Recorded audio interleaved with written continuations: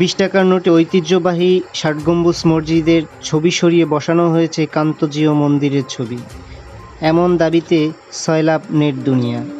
অনেকেই এটিকে ধর্মীয় অনুভূতিতে আঘাত মনে করে প্রতিবাদও করেছেন। কিন্তু আসলেই কি টাকায় মন্দিরের ছবি বসানো হয়েছে? বিস্তারিত আরিফ হাসানের রিপোর্টে। ২০ টাকার নোটের একটি ছবি নিয়ে উত্তাল নেট দুনিয়া। সামাজিক মাধ্যমে ছড়িয়ে পড়া এই ছবিতে দেখা যায় ২০ টাকার নোটটির এক পিঠে স্থান পেয়েছে দিনাজপুরের ঐতিহ্যবাহী কান্তজিউ মন্দিরের ছবি, যেখানে আগে ছিল বাগেরহাটের ঐতিহ্যবাহী ৬০ গম্বুজ মসজিদের ছবি। সামাজিক মাধ্যমে ছবিটি ব্যাপক মাত্রায় ভাইরাল হয়। অনেকেই মসজিদের পরিবর্তে মন্দিরের ছবি দেখে ক্ষুব্ধ প্রতিক্রিয়া দেখাচ্ছেন। কেউ কেউ এটিকে ধর্মীয় অনুভূতিতে আঘাত দাবি করে অন্তর্বর্তী সরকারকে হুঁশিয়ারিও দিচ্ছেন। আবার কিছু কিছু নোটে দেখা যাচ্ছে তারেক রহমান, ডক্টর ইউনূস, মাহফুজ আলম সহ বিভিন্ন রাজনৈতিক নেতাদের ছবি। তবে সামাজিক মাধ্যমে ছড়িয়ে পড়া এসব ছবির সত্যতা যাচাই করেছে আসলে ফেক ছবি এবং বিভ্রান্তি ছড়ানোর উদ্দেশ্যে সামাজিক মাধ্যমে ছড়িয়ে দেওয়া হয়েছে। বাংলাদেশ ব্যাংক এই ছবিগুলোকে ভুয়া হিসেবে উল্লেখ করেছে।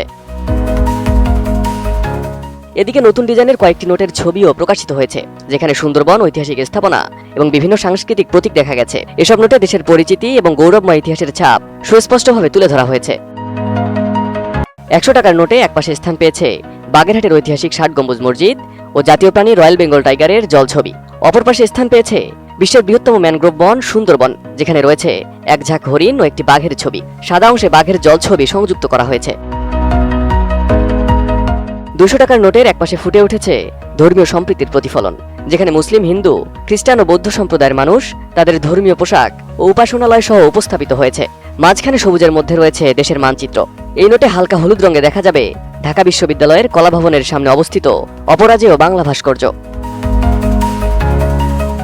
এছাড়া নতুন ৫০০ টাকার নোটে একপাশে স্থান পেয়েছে জাতীয় চেতনায় অনন্য কেন্দ্রীয় শহীদ মিনার, অপর পাশে রয়েছে দেশের সর্বোচ্চ আদালত বাংলাদেশ সুপ্রিম কোর্টের ছবি এবং সবচেয়ে বড় মূল্যমানের ১০০০ টাকার নোটে একদিকে রয়েছে সাভারের জাতীয় স্মৃতিসৌধ, যা দেশের স্বাধীনতার প্রতীক, অপরদিকে রয়েছে জাতীয় সংসদ ভবন, যা বাংলাদেশের গণতন্ত্রের প্রতীক।